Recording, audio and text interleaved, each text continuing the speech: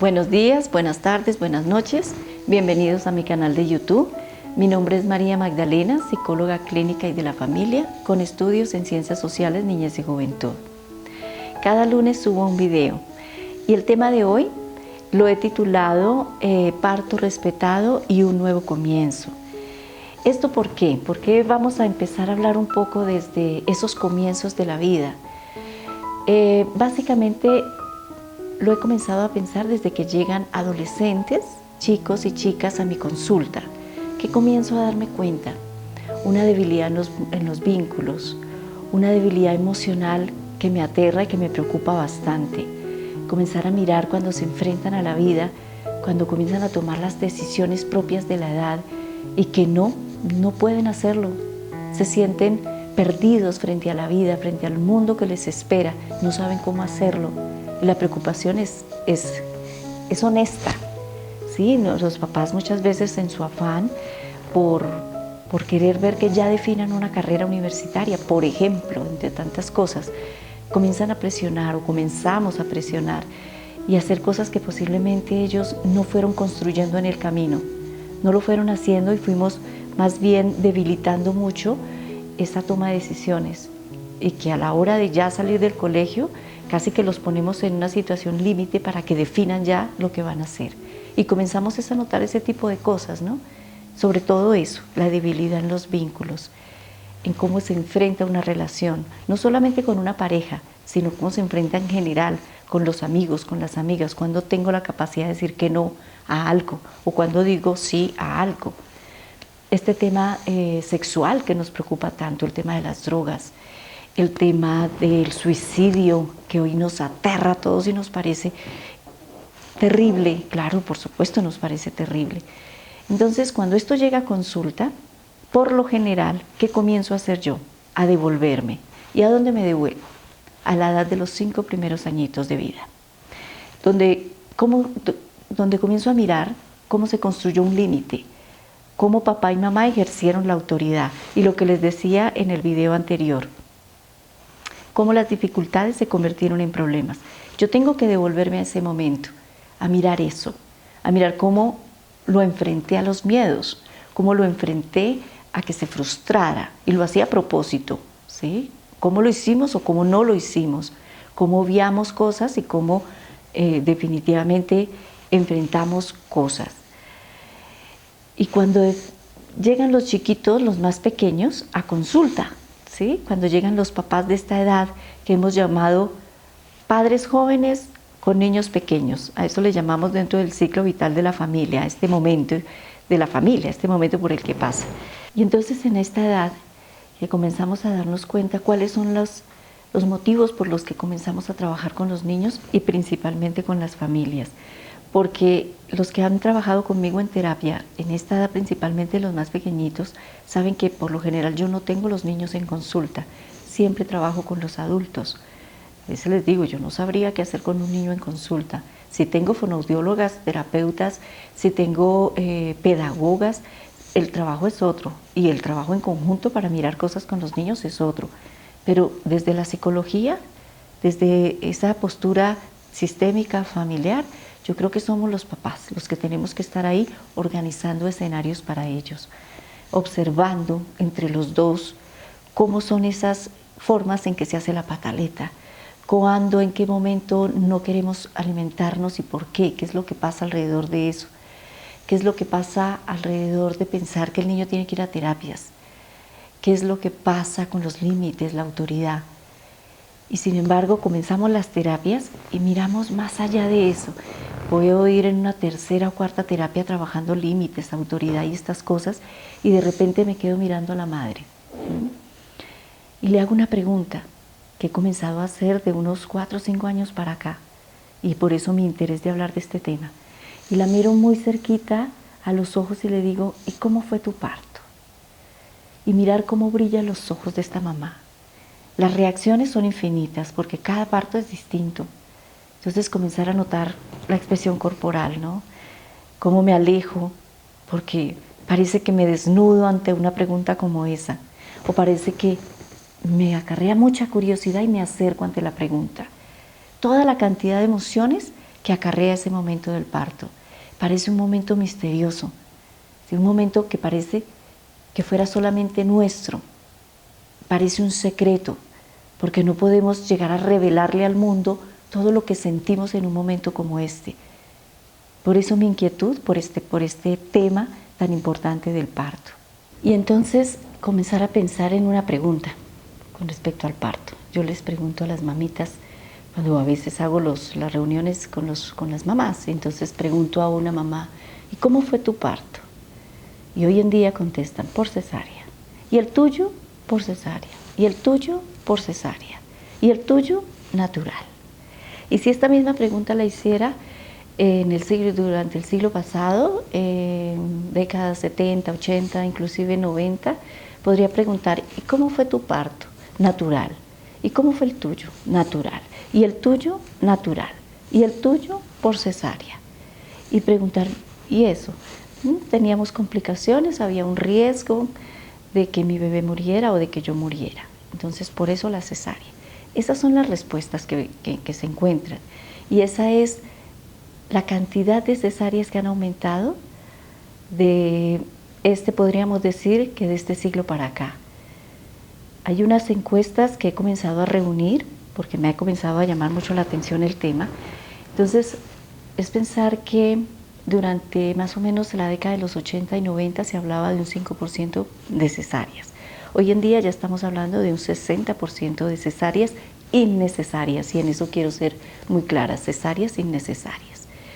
Entonces, no por ubicar un sentido de culpa, sino por ir comprendiendo mi dolor de un momento de parto. Nos ponemos a conversar con las mamitas y entonces les digo, vamos a imaginarnos que llegamos de un día cansado y que lo primero que pensamos es en un baño de agua caliente delicioso y nos metemos en nuestra camita. Y a eso de las 3 de la mañana, cuando el sueño es tan rico, tan plácido, tan delicioso, de repente hay un estruendo muy fuerte y se siente miedo, se siente terror. Imaginémonos por un momento eso. Y lo que está sucediendo realmente es que están en ese momento perforando la barriguita de mamá. Yo no he decidido nacer, yo no he tomado la decisión de nacer. El cuerpo de mamá no se ha preparado para eso, no ha hecho lo que naturalmente debería hacerse frente a eso. Y de repente me cogen de aquí, me cogen de la cabeza y me jalan y me suben. Empieza la violencia. A esto se le ha llamado violencia obstétrica, una serie de condiciones que hacen posible el maltrato del bebé desde el mismo momento en que nace. Entonces lo jalan de aquí, lo sacan, inmediatamente lo toma un obstetra, un pediatra, y a duras penas se lo muestra a la mamita y le dice, mire a su hijo. La mamita está atontada por la anestesia, aunque es una anestesia supuestamente inofensiva, pero está totalmente atontada, ella no puede hacer ningún tipo de conexión con el bebé. Y lo cogen, cortan el cordón umbilical, aún palpitando el cordón, se lo llevan y todo lo que hacen con el bebé allá, a eso se le llama violencia obstétrica. Es una monstruosidad, es un ser humano que acaba de llegar a la vida. Introducen unas sondas por su nariz, introducen sonda por el ano, aplican líquidos en los ojitos, sin necesidad. Acaban de sacarlo de allá, no tiene cómo comenzar a respirar. Entonces todo eso se tiene que hacer artificialmente. Lo tienen que tallar y lo tienen que pesar y los cogen como muñecos y los ponen sobre esas bandejas heladas, heladas, heladas. Es un ser vivo que están haciendo. Los bañan y les aplican ya químicos cuando no es necesario. Esto lo viví yo, lo presencié. Afortunadamente, tuve relación con médicos y asesorando un proyecto de investigación sobre neonatos. Tuve esa fortuna de visitar ese momento de la vida, cuando llega la vida. Y el dolor es impresionante y creo que eso es algo que yo mantengo en mi presente, esas imágenes de ese momento y de haber presenciado algo que para el médico ya es un trabajo, es algo normal, el comentario normal de los médicos en ese momento tan importante de la vida. Eso en la cesárea. La madre totalmente desconectada del mundo. ¿Cuáles son las narrativas, los relatos que escuchamos después en consulta? La madre se siente defraudada. Esos son los secretos que no se gritan, porque pues cómo una mamá va a decir eso de un momento del nacimiento de su propio hijo. Entonces son madres que se sienten defraudadas, madres decepcionadas, madres frustradas, culpables por lo que está pasando, arrepentidas porque de verdad que una anestesia, una herida como tan profunda como la que se hace en una cesárea, esa recuperación, está uno tan dolido en su propio cuerpo y de repente llega el bebé. ¿Qué sería lo natural? Que yo recibiera a mi bebé y le diera la bienvenida a la vida. Pero a muchas mamás no les sucede eso. Lo miran como un desconocido, pero es que se supone por la sociedad, por la construcción social que tenemos de que si parimos desarrollamos el instinto materno. Entonces tenemos que ser madres, tenemos que reconocer a nuestros bebés y mirarlos a los ojos y sentir el amor apasionado. Creo que hay muchas cosas que nos roban con la cesárea cuando hacemos estas cosas. Ojo a lo que estoy diciendo, cesáreas innecesarias. No estoy hablando de la cesárea que es requerida por una emergencia, porque tenemos que salvar la vida del bebé o de la madre. En eso hay que ser claros. Entonces yo puedo decir, bueno, el parto natural entonces nos devuelve ese sentido materno y nos vincula con nuestro bebé. Claro, es muy distinto. Es muy distinto. ¿Por qué? Porque inicialmente el bebé ya dice, quiero nacer. La primera decisión, yo quiero nacer a la vida. Yo soy quien decido. La mamá comienza a preparar su cuerpo. Ahí comienzan una serie de neurotransmisores y hormonas a funcionar. ¿Para qué? Para que mi mamá comience a preparar su cuerpo para el nacimiento. El canal vaginal comienza a generar una serie de bacterias que preparan simplemente la salida del bebé para que esto se facilite. Cuando en tiempos anteriores, cuando hablábamos de parteras, de matronas, cuando era la abuela, cuando los partos se hacían en comunidades femeninas, cuando la situación era otra y la preparación en el embarazo era otro, la madre sentía que ya venía el bebé con su primera contracción o sus primeros síntomas. Y la emoción que se sentía era impresionante, era amor, era una sensación que comenzaba a desarrollar esa hormona de oxitocina que hoy nos tienen que aplicar sintéticamente porque la sensación o la emoción de pensar que ya voy a traer a mi bebé me genera un miedo profundo.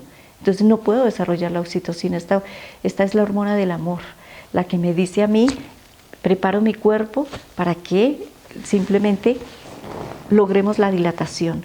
Pero como es tan terrible el momento del parto para la mujer, lo que hacemos es, no podemos segregarla, no podemos aportarle al cuerpo esto, nos la tienen que aplicar. Entonces es todo lo que hoy estamos llamando medicalización del parto, todo esto que está pasando. Cuando tienen que hacer el corte vaginal, la episiotomía, y que la mayoría de las veces no nos informan que eso lo van a hacer con nosotras. Cuando no nos dejan mover. Yo recuerdo personalmente mi propia experiencia con mi primer hijo. Entonces tenía que permanecer en una cama y yo sentía la necesidad de bajarme, de caminar, de moverme. Señora, súbase a la cama, su bebé se puede salir. O sea, y comenzar a escuchar la cantidad de humillaciones y de maltrato que hay alrededor de esto, del nacimiento, cuando debería ser un momento maravilloso, cuando deberíamos ser acogidas, respetadas, atendidas. Y eso no sucede. Y eso lo sabemos que a través de unas décadas para acá, cada día se incrementa más ese maltrato, la cantidad de comentarios de los médicos, de las enfermeras. Esto es un trabajo más, ¿sí? No es que sea una denuncia, pero sí es una denuncia, porque igual ellos también tienen su propia historia. Ellos también viven en un ambiente de un sistema médico que tal vez permite o no permite ciertas prácticas hoy en día. Eso es interesante profundizarlo. Bueno, y comienza a salir el bebé. Y les doy un ejemplo de esto, con una distinción que podría ser muy importante entre cuando yo decido también como madre que sea una cesárea o cuando decido que sea un parto natural. Yo tomo el ejemplo de la mariposa antes de nacer, cuando está haciendo un esfuerzo enorme por nacer. Ese esfuerzo que hace es necesario, naturalmente es absolutamente necesario, porque gracias a ese esfuerzo sus alitas se llenan de sangre y de fuerza para poder salir y poder volar.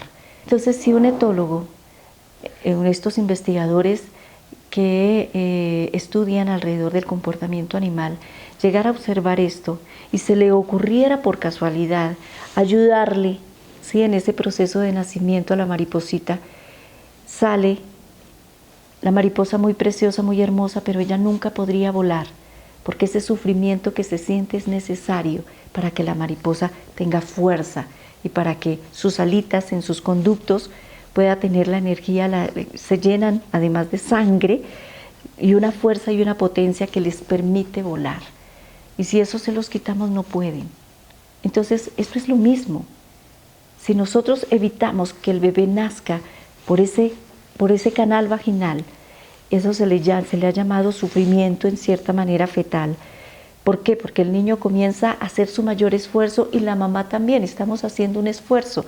¿Para qué? Para que tengan fuerza, para que nazcan con mucha energía. Además que no es necesario hacer todo ese proceso que se hace cuando se hacen las cesáreas para que los pulmones empiecen a funcionar.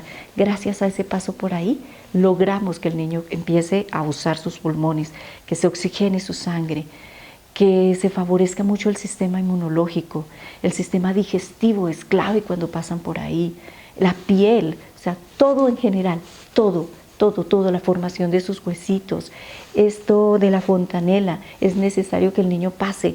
Claro, hay una, entre comillas, una cierta deformidad, pero a los pocos días ya del niño ya estar fuera del vientre, ya comienza nuevamente a reorganizarse su cerebro. Pero es necesario, por esta metáfora que yo pongo de la mariposa, es tal cual lo que les ocurre tanto a la madre como al bebé. Toda la cantidad de hormonas que generamos en ese momento es impresionante.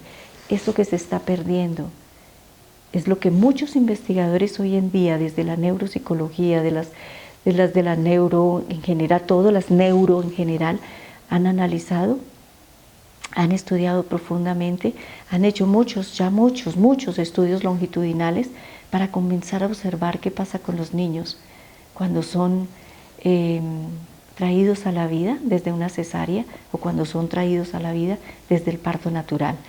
Yo no digo que esto no es una forma de juzgar a la mujer por la decisión. Esto es mucho más amplio, hay un contexto social, un contexto político.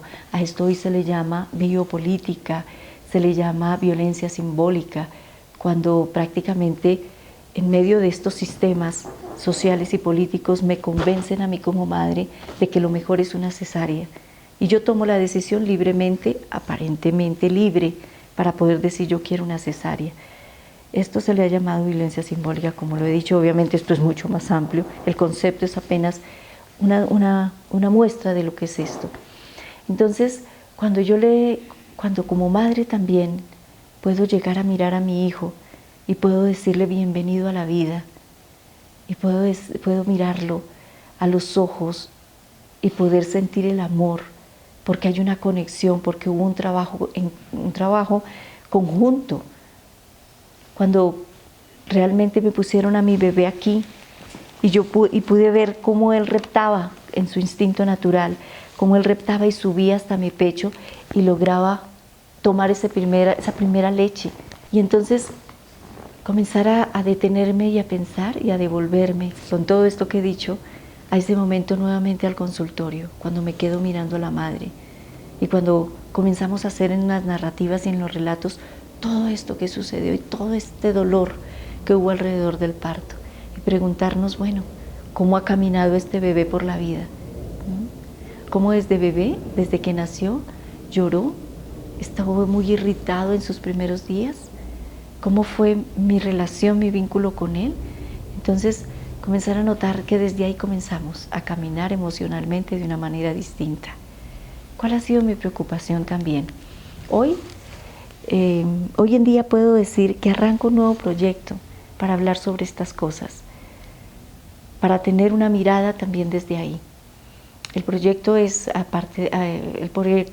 pues lo he pensado a partir de ahí, ¿no? De el parto respetado y un nuevo comienzo, porque es como hago la comprensión de lo que puede ser un parto con unas características donde realmente se reconozca este ser vivo que llega hoy y al que le digo bienvenido. y un nuevo comienzo. Es porque entonces, ¿qué hacemos las mamás que sufrimos por una cesárea o un parto que no fue absolutamente para nada respetado?